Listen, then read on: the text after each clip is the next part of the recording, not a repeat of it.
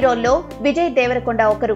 ఎలాంటి బ్యాక్గ్రౌండ్ లేకుండా సినీ ఇండస్ట్రీకి వచ్చి తనకంటూ ప్రత్యేక స్టార్డమ్ సంపాదించుకున్నాడు. పెళ్లి చూపులు, అర్జున్ రెడ్డి, గీతా గోవిందం వంటి సూపర్ డూపర్ హిట్లను తన ఖాతాలో వేసుకున్నాడు. రౌడీ హీరోగా పేరు సంపాదించుకున్నాడు.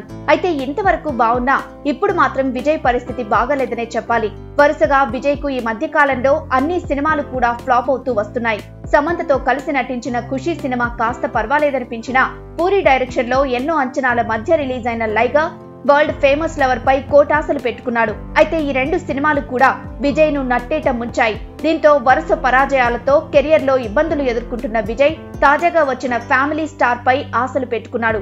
అయితే ఆ సినిమా కూడా విజయ్ ఆశల్ని నీరు కార్చేసింది. ఈ మూవీ కూడా బాక్సాఫీస్ వద్ద బొక్కబోర్లా పడింది.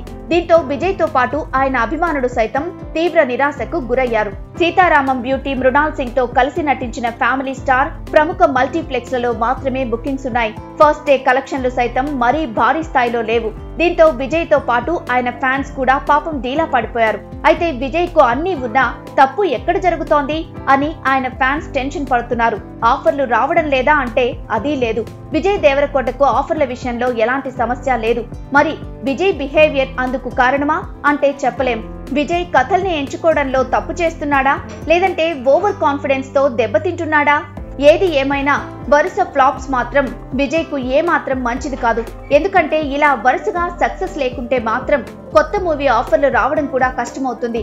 ఏడాదికి 2 సినిమాలు విడుదలయ్యేలా విజయ్ దేవరకొండ కెరీర్ ను ప్లాన్ చేసుకుంటే బాగుంటుందని నెటిజన్లు కామెంట్ చేస్తున్నారు. అయితే సినిమాలు ఎలా ఉన్నా విజయ్ కు రెమ్యూనరేషన్ మాత్రం భారీగా పెరుగుతూ ఉండడం విశేషం.